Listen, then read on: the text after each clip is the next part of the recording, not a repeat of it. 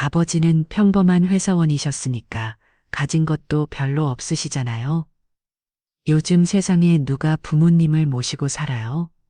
70세 이철수는 아들 준혁과 며느리 은정의 차가운 말에 가슴이 무너져 내렸습니다. 30년간 살아온 집을 팔아서 원룸으로 가라는 요구였죠. 평생 아들을 위해 희생하며 살아온 아버지를 짐짝 취급하는 모습이었습니다. 하지만 그날 밤 철수가 서재 깊숙한 곳에서 꺼낸 서류에는 충격적인 내용이 적혀 있었어요. 증권계좌 잔고 68억 원, 부동산 15억 원, 정기예금 22억 원, 총 12억 원의 재산이었습니다. 가난한 노인으로 여겨졌던 철수는 사실 IT 업계의 전설적인 성공 사업가였던 것이죠. 아들에게 모든 것을 숨기고 검소하게 살아온 이유가 있었습니다. 하지만 이제 모든 것이 달라질 예정이었어요. 과연 아들은 아버지의 진짜 모습을 알게 된 후 어떤 반응을 보일까요? 그리고 철수는 배신한 아들을 용서할 수 있을까요? 영상 시청 전 구독과 좋아요 눌러주세요. 영상을 제작하는데 큰 힘이 됩니다. 서울 외곽 낡은 다세대 주택 2층에서 70세 이철수가 혼자 살고 있었습니다. 아침 6시 알람이 울리기 전에 이미 눈을 뜬 철수는 습관처럼 일어나 창문을 열었죠. 차가운 새벽 공기가 방 안으로 들어오면서 하루가 시작되었습니다. 5년 전 아내를 잃고 나서부터 이런 일상이 계속되고 있었어요. 은퇴한 지도 벌써 10년이 지났지만 매일 규칙적인 생활을 유지하고 있었습니다. 세수를 마친 철수는 간단한 아침 식사를 준비했어요. 계란 하나와 김치, 그리고 어제 남은 밥으로 충분했습니다. 검소한 식단이지만 건강을 위해서는 이 정도면 되었죠. 식사를 마친 후 철수는 운동복으로 갈아입고 집을 나섰습니다. 근처 공원까지 걸어가면서 동네 이곳저곳을 둘러봤어요. 30년 넘게 살아온 동네라 모든 골목이 익숙했습니다. 공원에 도착하자 벌써 몇몇 어르신들이 운동을 하고 계셨죠. 철수는 가볍게 인사를 나누고 평소대로 30분간 산책을 했습니다. 운동을 마치고 돌아오는 길에 동네 마트에 들렀어요. 할인 코너를 꼼꼼히 살펴보며 필요한 물건들만 골라 담았습니다. 우유 한 팩, 계란 한 판, 그리고 특별한 남면 몇 개가 전부였어요. 계산을 하면서 마트 사장과 짧은 인사를 나대이 닿습니다. 어르신 오늘도 일찍 나오셨네요. 건강하세요. 고맙습니다. 덕분에 잘 지내고 있어요. 집으로 돌아온 철수는 구입한 물건들을 정리하고 팁을 켰습니다. 뉴스를 보면서 하루 일과를 계획했어요. 오늘은 특별할 일이 없었습니다. 오후에는 독서를 하고 저녁에는 동네 친구들과 장기를 둘리에 정리했죠. 평범하고 조용한 하루가 될 것 같았습니다. 그런데 오후 2시쯤 현관문에서 벨소리가 울렸어요. 철수는 의아해하며 인터뷰를 확인했습니다. 화면에 잘못 남녀가 보였는데 낯익은 얼굴이었어요. 아들 준혁과 며느리 은정이었습니다. 철수는 깜짝 놀랐죠. 평소에 한 달에 한 번 안 보더라도 제대로 하지 않던 아들 부부가 갑자기 찾아온 것이었습니다. 현관문을 열자 준혁이 어색하게 웃으며 말했어요. 아버지, 안 계세요? 갑자기 찾아와서 죄송해요. 응, 왔구나. 무슨 일이야?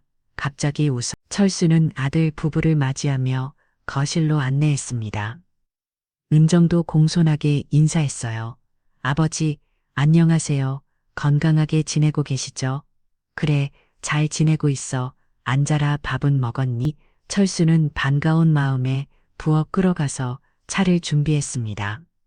아들 부부가 찾아오는 일이 드물어서 기분이 좋았어요. 혹시 무슨 좋은 소식이 있나 하는 기대감도 들었습니다. 차를 내어면서 철수가 물었어요. 그런데 무슨 일로 갑자기 왔어? 회사 일은 괜찮고 준혁은 차를 한 모금 마시고 조심스럽게 대답했습니다. 네, 회사는 괜찮아요.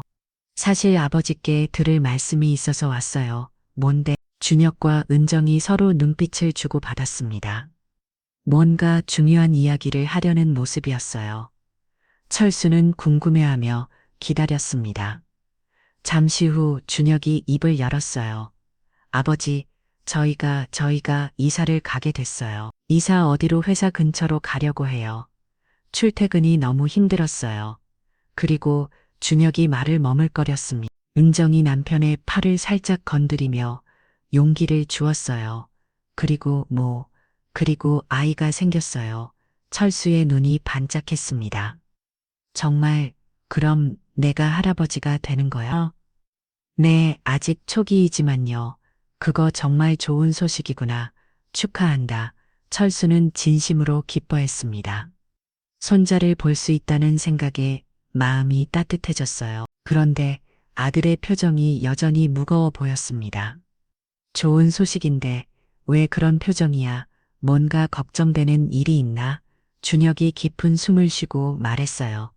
사실 그래서 더 큰 집이 필요해요. 지금 살고 있는 곳은 신혼집이라 좁거든요. 아이가 생기면 더 넓은 곳으로 가야 하고요. 그럼 좋은 집 알아보고 있어? 그게 준혁이 다시 망설였습니다. 은정이 남편 대신 말했어요. 아버님 솔직히 말씀드리면 저희 전세금이 부족해요. 좋은 집을 구하려면 돈이 더 필요한데 저축만으로는 어려워서요. 철수는 고개를 끄덕였습니다. 요즘 집값이 많이 올랐다더라. 힘들겠구나. 그래서 혹시 은정이 철수의 눈치를 보며 조심스럽게 말했어요. 혹시 아버님께서 도와주실 수 있을까요? 나야 도와주고 싶지만 연금 받는 몸으로는 큰 돈이 없어서 준혁이 갑자기 말했습니다. 아버지, 이 집을 차분하시는 건 어떨까요? 뭐라고 철수는 귀를 의심했어요. 이 집을 팔아서 저희 전세금을 도와주시면 안 될까요? 아버지도 혼자 계시기에는 집이 너무 크시잖아요. 철수는 말문이 막혔습니다. 30년 넘게 살아온 집을 팔라는 말이었어요. 아내와 함께 행복했던 추억이 가득한 집이었는데 말입니다. 잠깐, 그럼 나는 어디서 살라는 거야? 은정이 대답했어요. 작은 원룸이나 고시원으로 이사하시면 돼. 요즘 노인 전용 원룸도 많이 나오고 있거든요. 철수는 충격을 받았습니다. 아들이 자신을 원룸으로 보내려 한다는 사실이 믿기지 않았어요. 그런데 준혁은 더 충격적인 말을 했습니다. 자, 아버지는 평범한 회사원이셨으니까 가진 것도 별로 없으시잖아요. 연금 외에는 특별한 수입도 없으시고요. 철수의 가슴이 무너져 내렸습니다. 아들이 자신을 가난한 노인으로 보고 있다는 사실이 충격적이었어요. 그리고 은정의 다음 말은 더욱 상처가 되었습니다. 솔직히 요즘 세상에 누가 부모님을 모시고 살아요? 젊은 부부가 시부모님과 함께 사는 건 현실적으로 어려워요. 각자 살아야 하는 거 아닐까요? 철수는 아무 말도 할 수 없었습니다. 평생 아들을 위해 희생하며 살아왔는데 이런 대접을 받게 될 줄은 몰랐어요. 아들과 며느리는 자신을 짐짝 취급하고 있었습니다. 30년간 정들었던 집에서 쫓겨나야 한다는 것이었죠. 철수는 한참 동안 말을 하지 못했습니다. 아들과 며느 이에 차가운 말들이 가슴에 깊이 박혔어요. 30년 넘게 살아온 집을 팔아서 원룸으로 가라는 말이 계속 머릿속을 맴들었습니다. 준혁이 다시 입을 열었어요. 아버지 너무 심각하게 생각하지 마세요. 요즘 많은 어르신들이 그렇게 살고 계시잖아요. 오히려 관리하기도 편하실 거예요. 은정이 더욱 구체적으로 설명했습니다.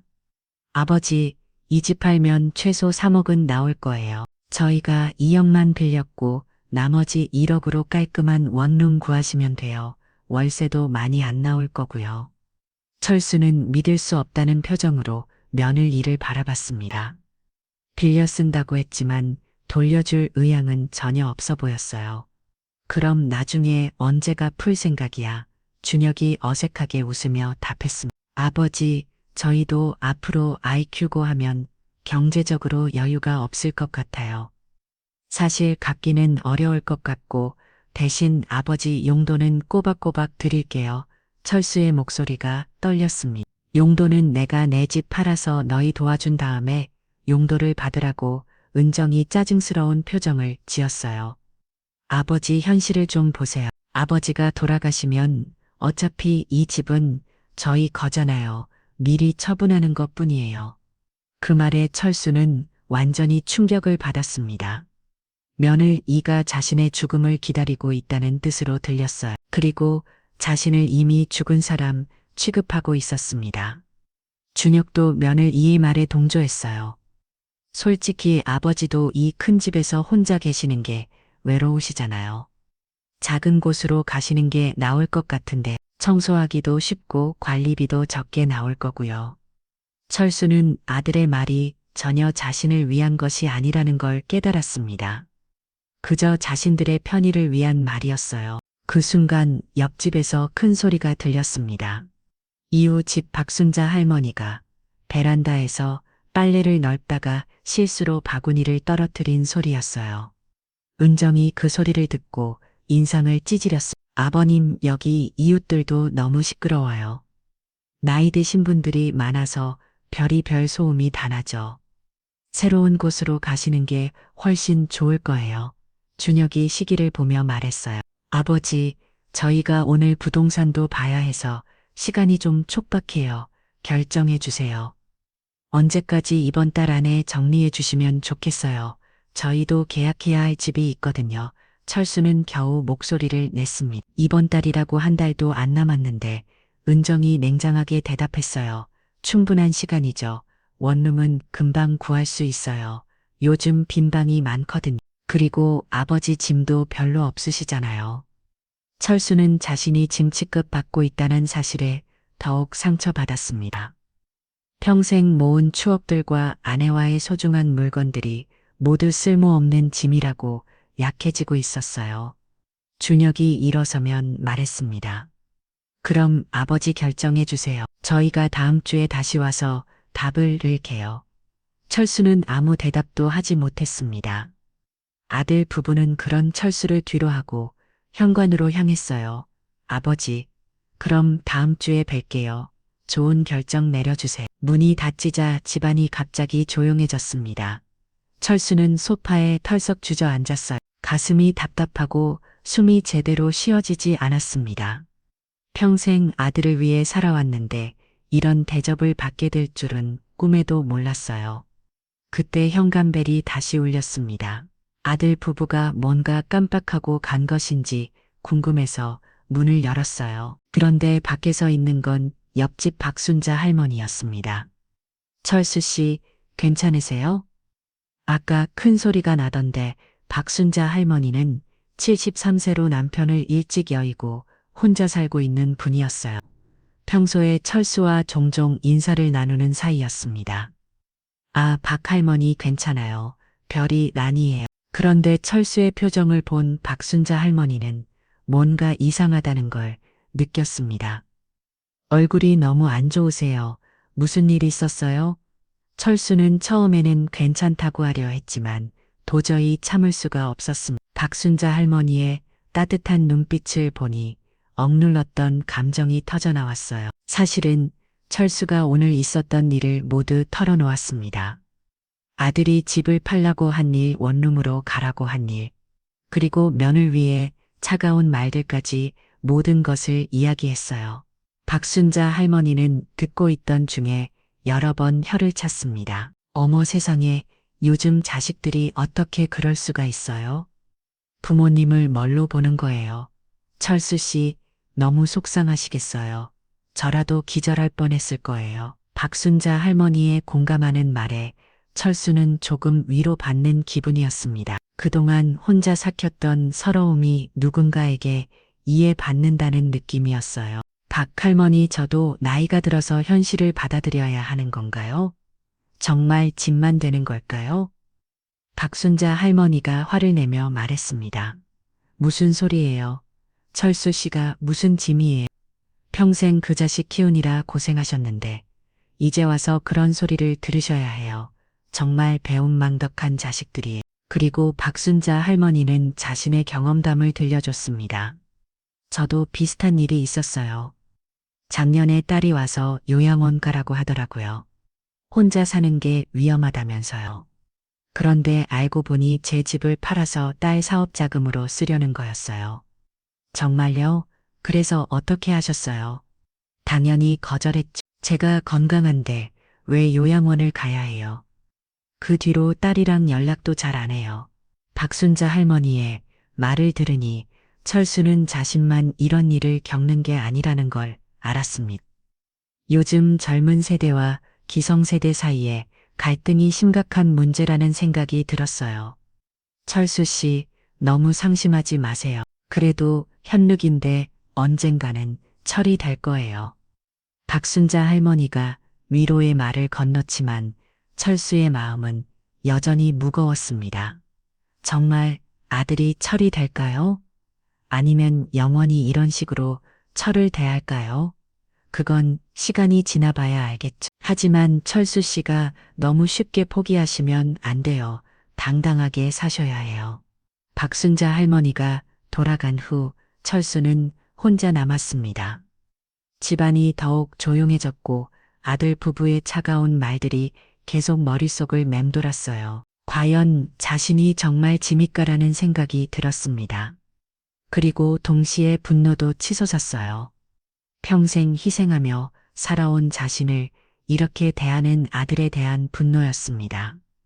그날 밤 철수는 잠을 이룰 수 없었습니다. 천장을 바라보며 아들 부부의 말들을 되새겼어요. 가진 것도 별로 없다는 말, 현실을 보라는 말, 그리고 자신을 원룸으로 내쫓으려는 계획들이 머릿속에서 계속 돌았습니다. 새벽 3시가 되자 철수는 결국 침대에서 일어났어요. 더 이상 누워있을 수가 없었습니다. 거실로 나와 찬물을 한 잔 마시고 나서 문득 생각이 났어요. 서재 책장 뒤편에 숨겨둔 오래된 서류들 말입니다. 철수는 조용히 서재로 향했습니다. 책장을 조심스럽게 옮기자 뒤편에 작은 금고가 나타났어요. 30년 전에 설치한 금고였는데 아들도 그 존재를 모르고 있었습니다. 금고를 열자 낡은 서류 뭉치들이 가지런히 정리되어 있었어요. 철수는 떨리는 손으로 첫 번째 서류를 꺼냈습니다. 증권 계좌 잔고 증명서였어요. 삼성증권 계좌에 68억 4천만 원이 들어있다고 적혀 있었습니다. 두 번째 서류들은 부동산 등기, 부동본이었어요. 강남구 역삼동에 있는 오피스 빌딩의 집은 30%를 소유하고 있다는 내용이었습니다. 현재 시가로 계산하면 최소 15억 원 어치였죠. 세 번째 서류들은 은행 정기의 금 통장이었습니다. 국민은행에 12억 원, 신한은행에 15억 원이 예치되어 있었어요. 철수는 한 장 한 장 넘기면서 자신의 재산을 다시 확인했습니다. 각종 채권과 펀드, 그리고 기타 투자 자산까지 합치면 총 12억 원의 재산이었어요. 아들이 상상도 못할 거에 귀엽습니다. 철수는 서류들을 보며 30년 전 이들이 떠올랐습니다. 당시 37세였던 철수는 작은 IT 회사를 창업했었어요. 컴퓨터가 막 복복되기 시작하던 시절이었는데 철수는 남들보다 빨리 그 가능성을 알아봤습니다. 처음에는 정말 작은 사무실에서 직원 3명과 함께 시작했어요. 밤낮 없이 일하면서 새로운 소프트웨어를 개발했습니다. 아내는 임신 중이었는데도 회사 일을 도와줬죠. 같이 야근하면서 도시락을 쌓아서 나눠 먹던 기억이 생생했습니다. 여보, 정말 이 일이 잘 될까요? 아내가 걱정스럽게 물었을 때 철수가 대답했던 말이 기억났어요. 꼭 성공할 거야. 우리 아이가 태어날 때까지는 반드시 성공해서 좋은 환경에서 키우자.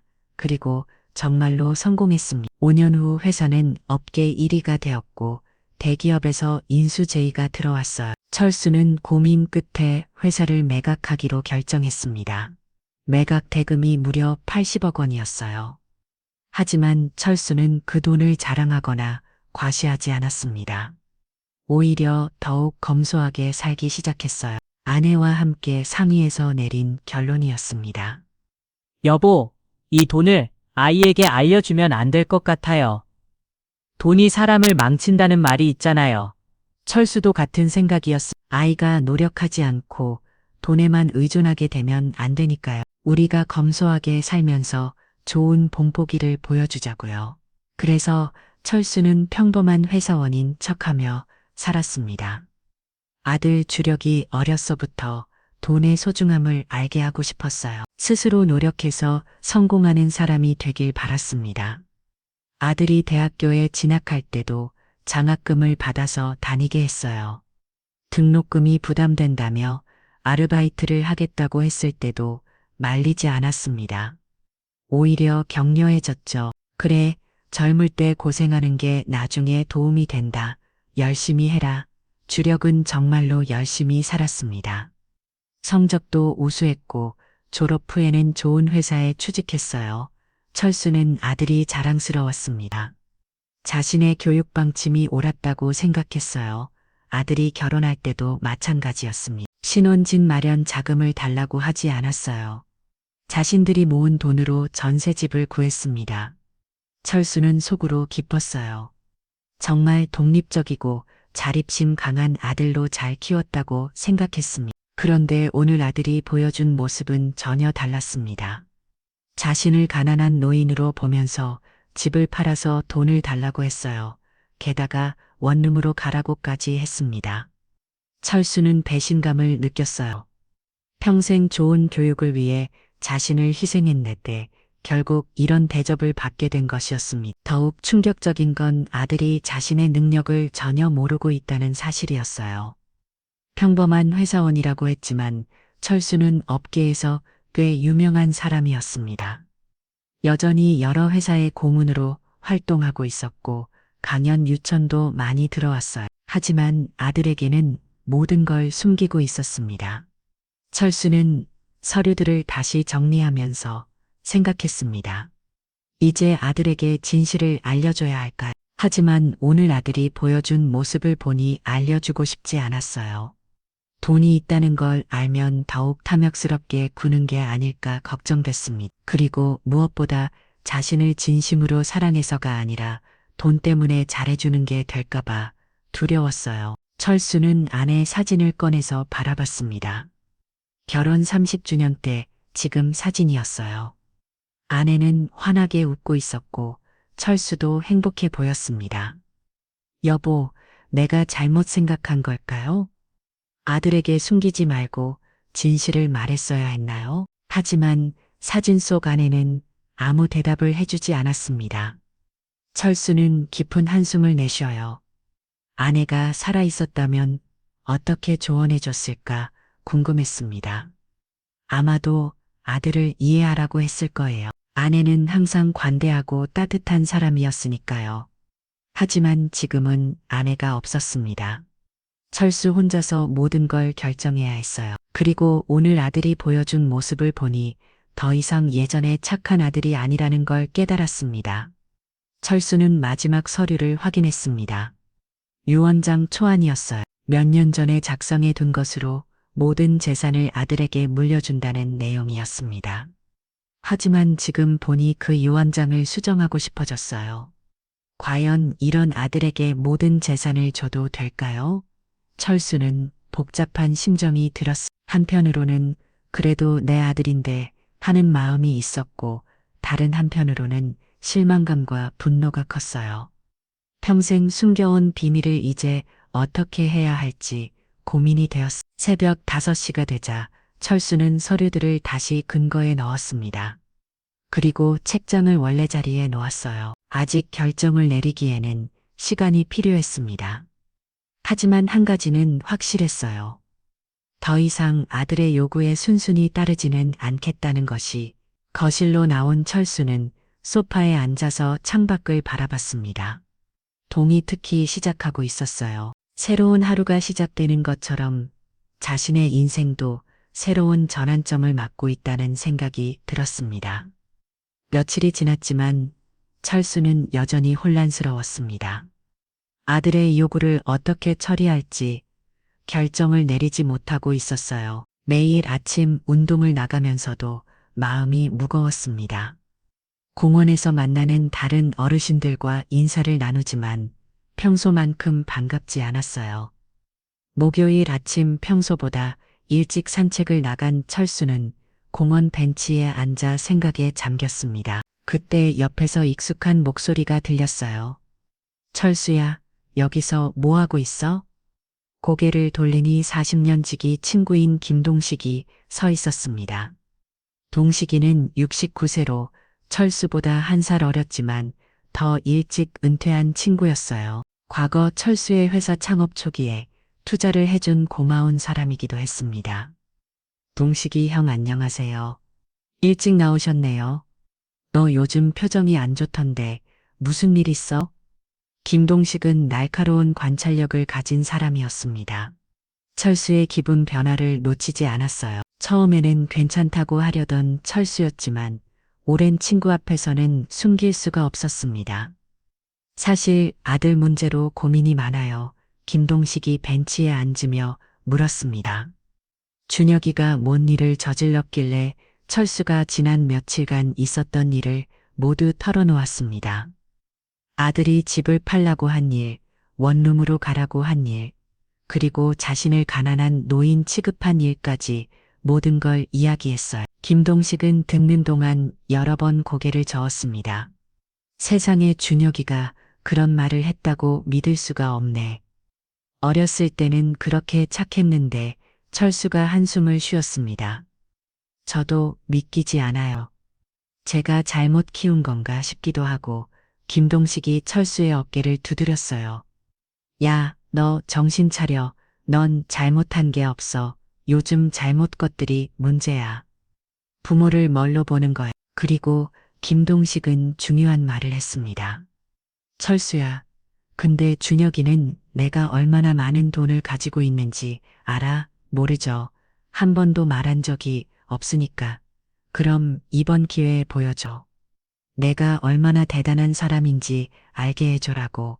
철수는 고개를 저었어요. 그렇게 되면 돈 때문에 잘해주는 거 아니에요? 그건 제가 원하는 게 아니라고요. 김동식이 설득했습니다. 하지만 철수야 지금처럼 당하고만 있을 거야. 준혁이는 너를 가난한 노인으로 보고 있어. 그런 시각부터 바꿔줘야 해. 그 말에 철수는 생각이 들었어. 정말로 아들에게 자신의 진짜 모습을 보여줘야 할 때인지도 모르겠다는 생각이었어요. 하지만 방법이 문제였습니다. 아, 동식이 형 어떻게 하면 좋을까요? 김동식이 눈을 반짝이며 말했습니다. 내가 좋은 아이디어가 있어. 일단 준혁이 요구를 들어주는 척해. 하지만 실제로는 내가 원하는 대로 해. 무슨 뜻이에요? 집을 정리한다고 하고 진짜로 이사를 가는 것. 하지만 원룸이 아니라 더 좋은 곳으로 철수가 의아해했습니다. 그럼 준혁이는 어떻게 되는 거예요? 김동식이 웃으며 대답했어요. 나중에 진실을 알게 되겠지. 그때 후회하게 될 거야. 그리고 김동식은 구체적인 계획을 제시했습니다. 강남에 있는 펜트하우스. 어때? 내 재산으로는 충분히 살 수 있잖아. 현금으로 사면 되고, 펜트하우스요? 그런 곳은 너무 과한 것 같은데. 과하긴 뭐가 과해. 너는 그럴 자격이 충분한 사람이야. 평생 검소하게 살았으니 이제는 제대로 된 삶을 살아야 해. 철수는 김동식의 말에 마음이 움직였습니다. 정말로 자신만을 위한 삶을 살고 싶다는 생각이 들었어요. 그동안 아들을 위해서만 살아왔는데 이제는 자신을 위해 살아도 될 것 같았습니다. 동식이 형 말이 맞는 것 같아요. 이제는 제 인생을 살아봐야겠어요. 그렇지. 그게 정답이야. 준혁이도 나중에 깨달을 거야. 두 사람은 오랫동안 이야기를 나눴습니다. 김동식은 철수에게 용기를 주었고 새로운 계획을 세우는데 도움을 줬어요. 철수는 오랜만에 마음이 가벼워지는 느낌이었습니다. 집으로 돌아온 철수는 바로 아들에게 전화를 걸었습니다. 준혁이 전화를 받자 철수가 차분하게 말했어요. 준혁아, 지난번에 한 얘기 결정했다. 정말로? 어떻게 하시기로 했어요? 내 말대로 하겠다. 집을 정리할게. 준혁의 목소리가 갑자기 밝아졌습니다. 아, 정말 감사해요. 아버지, 저희가 정말 도움이 많이 될 거예요. 하지만 조건이 있다. 철수의 목소리가 단호해졌어요. 내가 어디로 이사를 가든 신경 쓰지 마라. 그리고 앞으로 내 삶에 간섭하지도 마라. 준혁이 당황하며 물었습니다. 그게 무슨 뜻이에요? 말 그대로야. 너희는 너희대로 살고 나는 나대로 살겠다는 뜻이다. 아버지, 너무 서운하게 말씀하시지 마세요. 저희가 아버지를 버리는 게 아니라 철수가 냉정하게 말했습니다. 준혁아, 더 이상 변명하지 마. 너희 마음은 충분히 알았으니까. 그리고 철수는 중요한 말을 덧붙였어요. 일주일 안에 모든 걸 정리할 테니까 그때까지 기다려라. 아버지, 어디로 가실 건데요? 그건 내가 알아서 할 일이야. 너희는 신경 쓰지 마라. 전화를 끊고 철수는 깊은 숨을 내셨습니다. 이제 정말로 새로운 삶을 시작할 때가 온 것 같았어요. 아들에 대한 실망감은 여전했지만 동시에 해방감도 느꼈습니다. 더 이상 아들의 눈치를 보며 살지 않아도 되는 것이었죠. 그날 오후 철수는 부동산을 알아보기 시작했습니다. 김동식의 추천으로 강남의 고급 부동산 중개업소를 방문했어요. 직원은 처음에 철수를 평범한 노인으로 봤지만 현금 구매 의사를 밝히자 태도가 180도 달라졌습니다. 어르신 어떤 조건의 집을 원하세요? 50억 정도 선에서 펜트하우스를 보고 싶습니다. 직원의 눈이 커졌어요. 50억이라고 하셨나요? 현금으로 가능하신가요? 네, 문제 없습니다. 그날 철수는 세 곳의 펜트하우스를 둘러봤습니다. 모두 환상적인 곳들이었어요. 마지막에 본 곳이 가장 마음에 들었습니다. 50층에 위치한 펜트하우스로 서울 전경이 한눈에 보이는 곳이었어요. 이곳으로 하겠습니다. 바로 계약 진행해 주세요. 일주일 후 철수는 모든 집을 정리했습니다. 오래된 가구들은 대부분 기부했고 정말 필요한 것들만 챙겼어요. 이사하는 날 아침 준혁이 전화를 걸어왔습니다. 아버지 오늘 이사 가시는 거죠? 도와드릴까요? 필요 없다. 나 혼자 할 수 있어. 그런데 어디로 가시는 거예요? 주소 좀 알려주세요. 나중에 알게 될 거다. 지금은 말하고 싶지 않. 철수는 말을 마치고 전화를 끊었습니다. 드디어 새로운 삶이 시작되는 순간이었어요. 검은색 고급 이사차가 철수의 집 앞에 도착했습니다. 전문 이사업체에서 나온 직원들이 정중하게 인사했어요. 철수는 마지막으로 30년간 살았던 집을 둘러봤습니다. 거실, 안방, 서재까지 모든 공간에 아내와의 추억이 깃들어 있었어요. 잠시 서운한 마음이 들었지만 곧 털어냈습니다. 이제는 새로운 시작이 필요한 때였어요. 이사 트럭이 출발하자 철수도 택시를 타고 따라갔습니다. 강남으로 향하는 길에 철수는 창밖 풍경을 바라보며 생각했어요. 정말로 이런 결정이 맞는 걸까요? 하지만 돌이킬 수는 없었습니다. 아들이 보여준 모습에 대한 실망감이 너무 컸어요. 1시간 후 택시가 강남의 초고층 건물 앞에 멈췄습니다. 60층짜리 럭셔리 아파트였어요. 로비부터가 호텔 같았습니다. 대리석 바닥과 화려한 샹들리에가 눈부셨어요. 로비에서 기다리던 건물관리소장이 철수를 맞이했습니다. 이철수 회장님 어서 오십시오. 저는 이 건물관리소장 박민수입니다. 철수는 오랜만에 회장님이라는 호칭을 들었어요. 기분이 새로웠습니다. 엘리베이터를 타고 50층까지 올라갔어요. 문이 열리자 철수는 감탄했습니다. 펜트하우스는 상상했던 것보다 훨씬 멋있었어요. 거슬만 해도 이전 집의 2배 크기였습니다. 바닥부터 천장까지 이어지는 통유리창으로는 서울 전경이 파노라마처럼 펼쳐졌어요. 한강이 한눈에 보였고 멀리 남산타워까지 보였습니다. 가구들도 모두 최고급 브랜드였어요. 이탈리아산 소파, 독일산 주방 가전, 그리고 각종 첨단 시설들이 완벽하게 갖춰져 있었습니다. 철수는 넓은 거실을 천천히 걸어 다니며 새로운 환경에 적응하려 했어요. 정말 여기서 살게 되는 건가요? 아직도 꿈 같았습니다. 이 사진들이 도착하자 전문 인테리어 직원들이 나타났어요. 그들은 철수의 개인 물품들을 펜트하우스에 어울리게 배치해줬습니다. 아내 사진은 거실 가장 좋은 자리에 놓았어요. 여보, 우리가 이런 곳에서 살게 될 줄 누가 알았겠어요? 철수는 사진 속 아내에게 조용히 말했습니다. 저녁이 되자 철수는 테라스로 나갔어요. 서울의 야경이 발아를 펼쳐져 있었습니다. 수많은 불빛들이 반짝이고 있었어요. 이전에 살던 동네와는 완전히 다른 세상이었습니다. 그때 휴대폰이 울렸어요. 김동식이었습니다. 철수야, 이사 잘 끝났어? 네, 지금 막 정리 끝났어요. 어때? 기분이 좋지? 네, 정말 다른 세상 같아요. 그럼 이제부터는 진짜 내 인생을 살아. 김동식의 격려에 철수는 힘이 났습니다. 정말로 새로운 인생이 시작된 것 같았어요. 그날 밤 철수는 넓은 침실에서 잠을 청했습니다. 최고급 매트리스는 몸을 편안하게 감싸줬어요. 하지만 잠이 쉽게 오지 않았습니다. 새로운 환경에 대한 설렘과 아들에 대한 복잡한 감정이 교차했어요. 준혁이는 지금 뭘 하고 있을까요? 아버지가 어디로 갔는지 궁금해할까요? 하지만 철수는 연락하지 않기로 마음먹었습니다. 아들이 먼저 찾아오기 전까지는 기다리기로 했어요. 다음 날 아침 철수는 일찍 일어났습니다. 거대한 창문으로 들어오는 햇살이 방 전체를 밝게 비춰줬어요. 이전 집에서는 느낄 수 없었던 개방감이었습니다. 세수를 하려고 욕실에 들어가니 더욱 놀랐어요. 호텔 스위트 룸 같은 욕실이었습니다.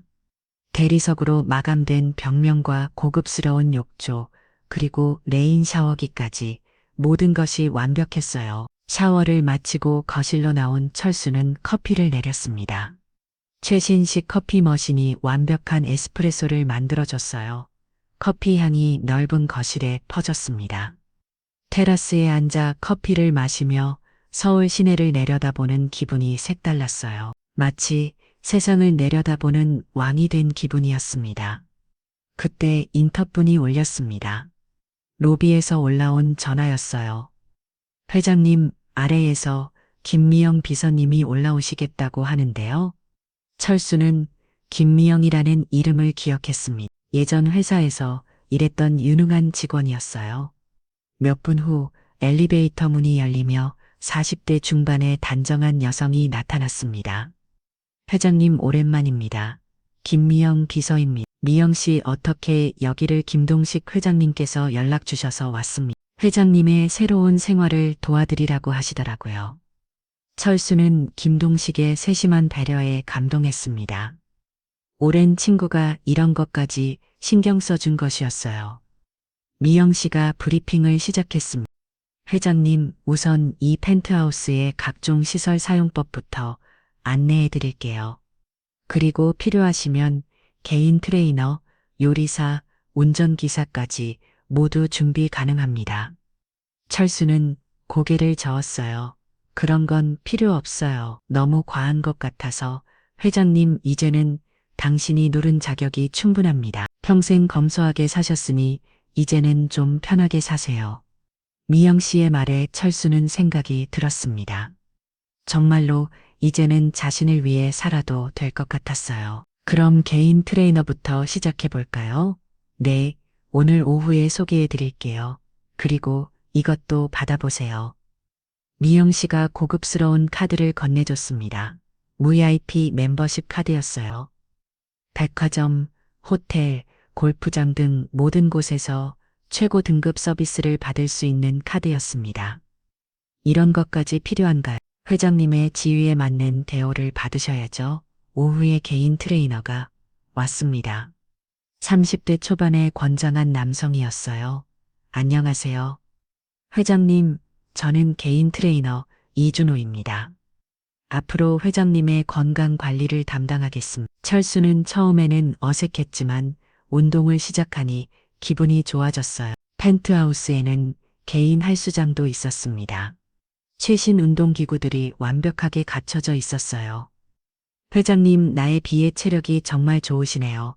평소에 운동을 꾸준히 하셨나 봐요. 공원에서 산책 정도만 했는데 이런 본격적인 운동은 처음이에요. 앞으로 체계적으로 관리해 드릴게요. 3개월 후에는 지금보다 훨씬 건강해지실 거예요. 운동을 마친 후 철수는 샤워를 하고 점심을 준비했습니다. 그런데 미영 씨가 특별한 제안을 했어요. 회장님, 오늘 저녁에 고급 레스토랑에서 식사하시는 건 어떠세요? 혼자서요? 네, 혼자서도 당당하게 드시면 됩니다. 회장님의 품격에 맞는 곳들이 많아요. 철수는 망설였습니다. 혼자서 고급 레스토랑에 가는 게 어색할 것 같았어요. 하지만 미영 씨가 설득했습니다. 회장님, 이제는 새로운 라이프 스타일에 적응하셔야 해요. 주저하지 마세요. 저녁 7시에 강남의 유명한 프렌치 레스토랑에 예약을 잡았습니다. 철수는 평생 가본 적 없는 고급 레스토랑이었어요. 옷장에서 가장 좋은 정장을 꺼내 입었습니다. 거울을 보니 꽤 괜찮아 보였어요. 레스토랑에 도착하자 직원들이 공손하게 맞이했습니다. 이철수 회장님이시죠? 예약석으로 안내 드리겠습니다. 창가에 가장 좋은 자리였어요. 메뉴를 보니 모든 게 비쌌지만 철수는 개의치 않았습니다. 이제는 그럴 자격이 있는 사람이었으니까요. 웨이터가 와인을 추천했습니다. 오늘 특별한 프랑스 와인이 있는데 드셔보시겠어요? 좋아요. 추천해 주세요. 식사가 시작되자 철수는 새로운 경험에 놀랐습니다. 지금까지 먹어본 것 중 가장 맛있는 음식이었어요. 코스마다 나오는 요리들이 예술작품 같았습니다. 옆 테이블에서는 젊은 부부가 데이트를 하고 있었어요. 철수는 문득 아내가 생각났습니다. 아내와 함께 이런 곳에서 식사했다면 얼마나 좋았을까요? 하지만 아내는 이미 세상에 없었습니다. 이제는 혼자서라도 이런 경험을 해봐야겠다고 생각했어요. 식사를 마치고 집으로 돌아오는 길에 철수는 백화점에 들렀습니다. 옷을 좀 사고 싶었어요. 명품 매장에서 직원이 친절하게 맞이했습니다. 어떤 옷을 찾으세요? 정장 몇 번 하고 캐주얼 옷도 좀 보고 싶어요. 직원이 철수의 체형에 맞는 옷들을 골라줬습니다. 모두 평소에는 상상도 못할 비싼 옷들이었어요. 하지만 입어보니 확실히 달랐습니다. 품질이 뛰어나고 착용감도 좋았어요. 이것들로 다 주세요. 총 금액이 500만 원이었지만 철수는 망설이지 않았습니다. 카드를 건네주며 결제했어요. 직원은 놀란 표정이었습니다. 고객 정보를 등록해 드릴까요? 앞으로 신상품이 나오면 연락드리겠습니다. 그렇게 해주세요. 집으로 돌아온 철수는 새로 산 옷들을 정리했습니다. 옷장이 고급 옷들로 가득 찼어요. 거울 앞에 선이 전혀 다른 사람 같았습니다. 더 이상 초라한 노인이 아니라 성공한 사업가 같았어요. 그날 밤 철수는 테라스에서 와인을 마시며 야경을 감상했습니다. 서울의 불빛들이 아름답게 반짝했어요. 새로운 삶이 시작된 지 일주일밖에 안 됐지만 벌써 다른 사람이 된 기분이었습니다. 그런데 문득 아들 생각이 났어요. 준혁이는 지금 뭘 하고 있을까요? 아버지가 어디 있는지 궁금해할까요? 하지만 철수는 먼저 연락하지 않기로 마음 먹었습니다. 아들이 정말로 자신을 걱정한다면 찾아올 것이었어요. 그리고 그때까지는 자신만의 삶을 즐기기로 했어. 평생 참아왔던 욕구들을 이제는 마음껏 분출할 때였어요. 한 달이 지나자 철수는 완전히 새로운 사람이 되어 있었습니다. 매일 아침 개인 트레이너와 운동을 하고 오후에는 취미 활동을 즐겼어요. 골프 레슨도 시작했고 요리 클래스에도 등록했습니다. 평생 해보고 싶었던 일들을 하나씩 실현해 가고 있었어요. 어느 화요일 오후 미영 씨가 특별한 제안을 했습니다. 회장님, 자선재단 설립은 어떠세요? 사회에 기여하시면서 회장님의 위상도 높아질 거예요. 철수는 그 아이디어가 마음에 들었습니다. 평생 검소하게 살면서 사회에 환원하지 못한 것이 아쉬웠거든요. 어떤 분야로 하면 좋을까요? 회장님의 경험을 살려서 홀로 사는 노인들을 돕는 재단은 어떨까요? 최근에 그런 분들이 많이 늘고 있거든요. 철수는 자신의 상황과 겹치는 부분이 있어서 더욱 의미 있다고 생각했어요. 좋은 아이디어네요. 그걸로 해요. 희망 나눔 재단이라는 이름으로 설립 절차를 밟았습니다. 초기 출연금으로 20억 원을 투입했어요. 재단 설립 소식이 언론에 보도되자 여러 곳에서 연락이 왔습니다. 인터뷰 6, 강연 6, 그리고 각종 행사 참석 6천까지 하루도 조용할 날이 없었어요. 재단 사무실도 강감에 마련했습니다. 철수는 일주일에 3일은 사무실에 나가서 재단 업무를 봤어요. 오랜만에 일하는 재미를 느꼈습니다. 재단 업무를 보던 어느 날 특별한 만남이 있었습니다. 자원봉사자로 참여하겠다며 찾아온 여성이 있었어요. 65세의 최순덕 씨였습니다. 안녕하세요. 저는 최순덕이라고 합니다. 재단에서 봉사활동을 하고 싶어서 왔습니다. 순덕 씨는 품이 있고 우아한 분이었습니다. 옷차림도 단정했고 마시도 고상했어요. 어떤 봉사활동을 하고 싶으세요? 저는 홀로 사는 어르신들의 마음을 잘 알거든요. 제가 그런 경험이 있어서요. 철수는 순덕 씨의 말에 관심이 생겼습니다. 어떤 경험이 있으시길래 순덕 씨가 자신의 이야기를 털어놓았습니다. 저도 자식들한테 실망한 경험이 있어요. 딸이 제게 요양원에 가라고 하더라고요. 집을 팔아서 자기 사업 자금으로 쓰겠다면서요. 철수는 깜짝 놀랐습니다. 자신과 비슷한 경험을 가진 분이었어요. 그래서 어떻게 하셨어요? 당연히 거절했죠. 그 뒤로 딸과는 연락을 끊었어요. 혼자 살면서 이런 분들을 도우며 살고 싶어서 재단에 왔어요.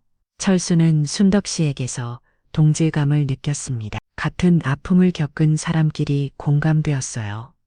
그날부터 순덕 씨는 재단에서 중요한 역할을 맡게 되었습니다. 홀로 사는 어르신들을 직접 방문해서 상담하는 일이었어요. 철수와 순덕 씨는 함께 일하면서 자연스럽게 가까워졌습니다. 점심도 같이 먹고 퇴근 후에는 차를 마시며 이야기를 나눴어요. 순덕 씨는 철수에게 많은 위로가 되었습니다. 회장님도 아드님 때문에 많이 상처받으셨죠? 네, 아직도 마음이 아파요. 자식이라는 게 참 어려운 것 같아요. 저도 그래요. 하지만 이제는 우리 인생을 살아야 해요.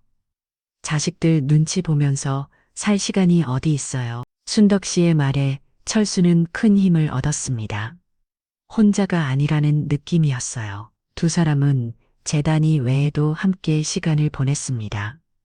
미술관도 가고 클래식 콘서트도 들었어요. 순덕 씨는 교양이 풍부한 분이어서 대화가 즐거웠습니다. 회장님은 정말 대단한 분이세요. 이런 훌륭한 재단을 만드시다니 과찬이에요. 그냥 제가 할 수 있는 일을 하는 것뿐이에요. 겸손하시긴, 제가 알기로는 회장님이 IT 업계의 전설적인 분이잖아요. 철수는 순덕 씨가 자신의 과거를 알고 있다는 사실에 놀랐습니다. 어떻게 하세요? 재단 설립 기사를 보고 찾아봤어요.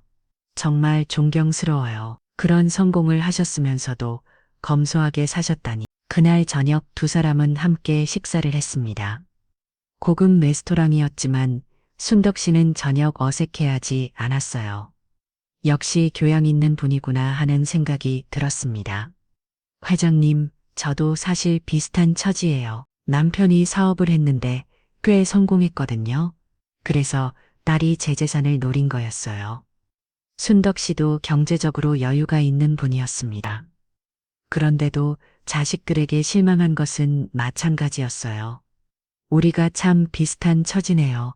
그래서 더 마음이 통하는 것 같아요. 두 사람은 서로의 상처를 이해해 줄 수 있는 유일한 사람이었습니다. 시간이 지날수록 감정이 깊어졌어요. 3개월 후 철수는 순덕 씨에게 고백했습니다. 순덕 씨 저와 함께 인생을 살아가실 생각은 없으세요? 우리 나이에 무슨 연애냐고 하실지 모르지만 저는 순덕 씨와 함께 있을 때 가장 행복해요. 순덕 씨는 잠시 놀란 듯 했지만 이 내 미소를 지었습니다. 저도 같은 마음이에요. 회장님과 함께 있으면 마음이 편해져요. 그 누구도 우리를 이해해 주지 못하는데 회장님만은 제 마음을 알아주세요. 두 사람은 서로 손을 잡았습니다. 새로운 인생의 동반자를 찾은 것이었어요. 주변에서는 좋은 인연이라며 축하해 줬습니다. 미영 씨도 기뻐했어요. 회장님께서 이렇게 행복해 하시는 모습. 처음 봐요. 정말 좋은 분을 만나셨네요. 김동식도 진심으로 축하해 줬습니다. 철수야 정말 잘 됐다. 순덕 씨는 너한테 딱 맞는 분인 것 같아. 철수는 오랜만에 진짜 행복을 느꼈습니다. 돈으로는 살 수 없는 진정한 사랑과 이해를 얻은 것이었어요. 그런데 한 가지 아쉬운 점이 있었습니다. 아직도 아들로부터 연락이 없다는 것이었어요. 이사한 지 벌써 4개월이 지났는데도 준혁이는 안부 전화 한 통하지 않았습니다. 정말로 아버지에 대한 관심이 없는 것 같았어요. 그런데 6개월 후 모든 것이 바뀌는 사건이 일어났습니다. 희망나눔재단의 활동이 언론의 주목을 받기 시작한 것이었어요. 특히 아동병원에 10억 원을 기부한 일이 크게 보도되었습니다. 주요 이관지 이면에 철수의 사진과 함께 기사가 실렸어요. 희망나눔재단 이철수 이사장 아동병원에 10억 원 기부, IT 업계 전설 은퇴 후 사회환원에 앞장서 기사에는 철수의 과거 이력도 자세히 나와 있었습니다. 30년 전 IT 회사를 창업해서 대성공을 거둔 일회사 매각구 검소한 삶을 살아온 그리고 현재 100억 원이 넘는 재산을 사회에 환원하고 있다는 내용까지 모든 것이 공개되었어요. 그날 오전 9시 준혁이 회사에서 동료들과 신문을 보고 있었습니다. 와, 이 사람 대단하네. 100권 넘는 재산을 기부하다니. 준혁이 무심코 신문을 들여다보다가 깜짝 놀랐습니다. 사진 속 인물이 아버지였어요. IT 철수라는 이름도 똑같았습니다. 뭔가 잘못된 것 같아. 이 사람 이름이 우리 아버지랑 똑같네. 동료가 물었습니다. 너희 아버지도 이철수야? 뭐 맞는. 근데 나이도 70세라고 나와 있어. 너희 아버지 나이랑 같잖아. 준혁이 다시 자세히 봤습니다. 사진 속 인물은 분명히 아버지였어요. 하지만 평소보다 아버지와는 완전히 달랐습니다. 고급 정장을 입고 있었고 표정도 당당해 보였어요. 야, 이거 거 아버지 아니야. 준혁이는 말을 할 수 없었습니다. 믿을 수 없는 상황이었어요. 가난한 줄 알았던 아버지가 100억 원 넘는 재산가라니. 급하게 회사를 조퇴하고 집으로 돌아간 준혁이 은정에게 신문을 보여줬습니다. 여보, 이거 봐. 은정도 깜짝 놀랐어요. 이 사람이 아버님이라고 말도 안 돼. 우리 아버님은 가난한 노인이잖아. 하지만 사진과 이름 나이 모든 것이 일치했습니다. 부인할 수 없는 현실이었어요. 준혁이 급하게 아버지에게 전화를 걸었습니다. 하지만 받지 않았어요. 몇 번을 더 걸어도 마찬가지였습니다. 문자 메시지를 보냈어요. 아버지 신문 기사 봤어요. 정말 아버지 맞나? 연락 주세요. 하지만 답장은 오지 않았습니다.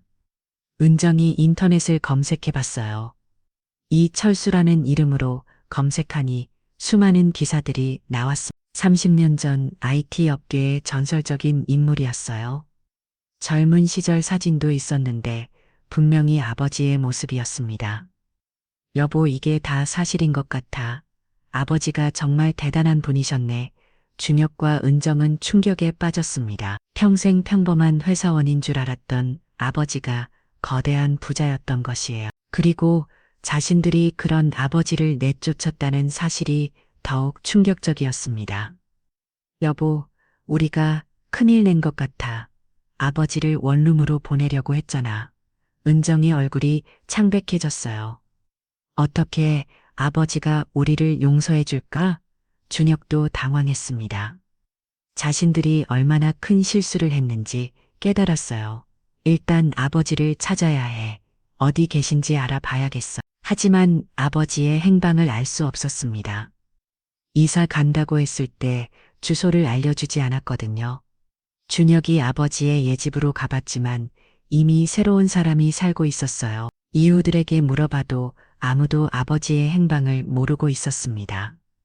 박순자 할머니 많이 조금이나마 힌트를 줬어요. 철수 씨가 이사 가실 때 정말 서운해 하시더라고. 아들이 자기를 내쫓는다고 하시면서 그 말에 준혁은 가슴이 찔렸습니다. 정말로 아버지에게 상처를 준 것이었어요. 할머니 혹시 아버지가 어디로 가셨는지 아세요? 모르겠어. 연락도 안 하시고 가셨어. 그런데 내가 왜 이제 와서 찾아준혁은 대답할 수 없었습니다. 자신들의 잘못을 어떻게 설명해야 할지 몰랐어요. 며칠 동안 아버지를 찾아다녔지만 소득이 없었어. 전화도 받지 않고 문자에도 답하지 않았어요. 그러던 중 TV에서 희망나눔재단 관련 뉴스가 나왔습니다. 재단 사무실 장면이 나왔는데 그곳에서 아버지의 모습을 볼 수 있었어요. 완전히 달라진 모습이었습니다. 고급 정장을 입고 당당하게 인터뷰하는 모습을 보니 믿기지 않았어요. 여보, 저분이 정말 우리 아버님이야. 너무 다르게 보여. 문정도 놀랐습니다. 평소 수소한 모습과는 완전히 다른 아버지의 모습이었어요. 뉴스에서 재단 사무실 주소가 나왔습니다. 강남이었어요. 준혁과 은정은 바로 그곳으로 향했습니다. 고급 빌딩이었어요. 로비부터가 화려했습니다. 엘리베이터를 타고 20층에 있는 재단 사무실로 갔어요. 희망나눔재단이라는 간판이 붙어 있었습니다. 접수 직원에게 말했어요.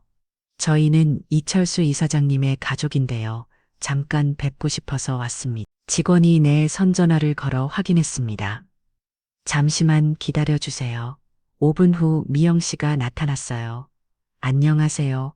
혹시 이사장님의 아드님이신가요? 네, 맞습니다. 죄송하지만 이사장님께서 면회를 거절하셨습니다. 뭐라고요? 면회를 거절하다니 이사장님께서 지금은 만나고 싶지 않다고 하시네요. 죄송합니다. 준혁은 충격을 받았습니다. 아버지가 자신들을 만나려 하지 않는다는 것이었어요. 그제야 자신들이 얼마나 큰 잘못을 했는지 깨달았습니다. 준혁과 은정은 재단 사무실로 비해서 하루 종일 기다렸습니다. 아버지가 나오기만을 기다린 것이었어요. 하지만 철수는 끝내 나타나지 않았습니다. 뒷문으로 나가신 것 같다고 직원이 알려줬어요. 다음 날도 마찬가지였습니다. 준혁과 은정은 매일 재단 앞에서 기다렸지만 철수를 만날 수 없었어요. 일주일이 지나자 미영 씨가 나와서 말했습니다. 이사장님께서 이렇게 말씀하셨어요. 정말 뉘우치는 마음이 있다면 행동으로 보여달라고요. 그냥 기다리기만 하지 말고 진심을 보여달라고 하시네요. 어떻게 하면 될까요? 그건 아드님이 생각해 보세요. 이사장님이 얼마나 상처받으셨는지 생각해 보시고요. 준혁은 깊이 반성했습니다. 단순히 사과하는 것만으로는 부족하다는 걸 깨달았어요. 진짜 변화된 모습을 보여줘야 했습니다. 그래서 특별한 계획을 세웠어요. 먼저 준혁은 자신의 잘못을 공개적으로 인정하기로 했습니다. 재단 홈페이지에 공개 사과문을 올렸어요. 저는 이철수 이사장님의 아들 준혁입니다. 아버지께 용서를 구하고 싶어서 이 글을 씁니다. 저는 아버지의 진정한 모습을 알아보지 못했습니다. 가난한 노인으로만 여기며 집에서 내쫓기를 했습니다. 제가 얼마나 잘못된 생각을 했는지 이제야 깨달았습니다. 아버지께서 평생 저를 위해 희생하셨는데 저는 그 은혜를 망각했습니다. 진심으로 사과드리며 다시 한번 기회를 주시기를 간곡히 부탁드립니다. 이 사과문이 온라인에 퍼지면서 많은 사람들이 관심을 가졌습니다. 댓글에는 준혁을 비난하는 내용이 많았어요. 하지만 준혁은 모든 비난을 감수했습니다. 자신이 받아 마땅한 것이라고 생각했어요. 그리고 준혁은 더욱 구체적인 행동을 시작했습니다. 재단에서 하는 봉사활동에 참여한 것이었어요. 홀로 사는 어르신들을 도우는 일이었습니다. 처음에는 어색했지만 점점 보람을 느꼈어요. 이런 일을 아버지가 하고 계셨구나 하는 생각이 들었습니다. 은정도 임신 중이었지만 할 수 있는 범위에서 봉사활동에 참여했어요. 재단에서 필요한 물품들을 정리하거나 사무 업무를 도왔습니다. 한 달이 지나자 미영 씨가 준혁에게 말했습니다. 이사장님께서 아드님의 봉사활동을 지켜보고 계셨어요. 진심이 느껴진다고 하시네요. 정말요? 그럼 만나 주실까요? 아직은 시간이 필요하다고 하세요. 하지만 예전보다는 마음이 많이 누그러지신 것 같아요. 그 말에 준혁은 희망을 가졌습니다. 더욱 열심히 봉사활동을 했어요. 3개월이 지난 어느 날 드디어 철수가 모습을 드러냈습니다. 봉사활동 현장에 갑자기 나타난 것이었어요. 준혁은 아버지를 보자마자 눈물이 났습니다. 아버지의 모습이 완전히 달라져 있었어요. 고급 정장을 입고 있었고 표정도 당당했습니다. 무엇보다 옆에 우아한 여성이 함께 있었어요. 아버지, 안녕하세요. 준혁이 조심스럽게 인사했습니다. 철수는 차가운 표정으로 아들을 바라봤어요. 그래 왔구나. 소개할 사람 있다. 이분은 최순덕 씨야. 곧 재혼할 예정이다. 준혁은 깜짝 놀랐습니다. 아버지가 재혼한다는 소식이었어요. 하지만 반대할 입장이 아니었습니다. 안녕하세요. 저는 준혁입니다. 순덕 씨가 따뜻하게 인사했어요. 많이 들었어요. 아버님께서 아들님 걱정을 많이 하세요. 그 말에 준혁은 또 눈물이 났어. 자신을 내조차 스며도 여전히 걱정해주는 아버지의 마음을 느꼈어요.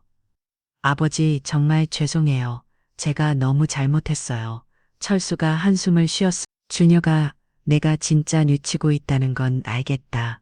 하지만 상처가 깊어서 시간이 필요해. 저는 얼마든지 기다릴게요. 아버지가 용서해 주실 때까지요. 그날 이후 준혁과 철수는 조금씩 관계를 회복해 나갔습니다. 처음에는 재단에서만 만났지만 점점 개인적인 만남도 가지게 되었어요. 6개월 후 철수와 순덕 씨의 결혼식이 있었습니다. 소규모 행사였지만 의미 있는 자리였어요. 준혁은 아버지의 결혼을 진심으로 축하했습니다. 아버지 정말 축하드려요. 순덕 어머니도 잘 부탁드려요. 철수는 아들의 진심 어린 축하를 받으며 감동했습니다. 고맙다 준혁아. 이제 우리도 새로운 시작을 해보자. 그로부터 3개월 후 준혁과 은정에게 아들이 태어났어. 철수는 손자를 보자마자 눈물을 흘렸어요. 할아버지가 된 기쁨이 컸습니다. 이름은 뭘로 지을 거야? 지훈이라고 하려고 해요. 지혜로 나이가 되라는 뜻으로요. 좋은 이름이구나. 지훈이가 건강하게 자라길 바란다. 철수는 손자를 안아보며 행복해했습니다. 오랜만에 느끼는 가족의 온기였어요. 준혁도 아버지의 모습을 보며 감동했습니다. 아버지, 제가 정말 바보였어요. 이렇게 훌륭한 아버지를 알아보지 못했으니까요. 이제 와서 그런 말 하지 마라. 다 지난 일이야. 1년 후 희망 나눔 재단은 더욱 큰 규모로 성장했습니다. 철수와 순덕 씨가 함께 운영하면서 많은 어르신들에게 도움을 주고 있었어요. 준혁도 정기적으로 봉사활동에 참여했습니다. 어느 가을날 재단에서 주최하는 행사장에서 철수는 손자 지훈이를 무릎에 앉히고 말했습니다. 지훈아, 할아버지가 하나 알려줄게. 사람은 언제든지 변할 수 있단. 너희 아빠도 처음에는 할아버지를 몰라봤지만 지금은 정말 좋은 아들이 되었어. 준혁이 옆에서 들으며 고개를 숙였습니다. 아직도 부끄러운 마음이 들었어요. 아버지, 저 정말 많이 변했죠? 그래, 정말 많이 변했어. 이제는 진짜 내 아들 같다. 철수는 주변을 둘러봤습니다. 순덕 씨와 함께 만든 행복한 재단. 화이한 아들, 그리고 사랑스러운 손자까지 모든 것이 완벽했어요. 인생 70부터가 진짜 시작인 것 같아요. 철수는 손자를 무릎에 앉히고 웃으며 말했습니다. 햇살이 창문을 통해 들어오면서 가족의 얼굴을 따뜻하게 비춰줬어요. 새로운 시작, 진정한 화해, 그리고 늦었지만 찾아온 행복한 결말이었습니다. 오늘 이야기가 좋으셨다면 구독과 댓글, 알람 설정 잊지 마시고 소중한 댓글 하나가 정말 큰 힘이 됩니다. 시청해 주셔서 진심으로 감사드립니다.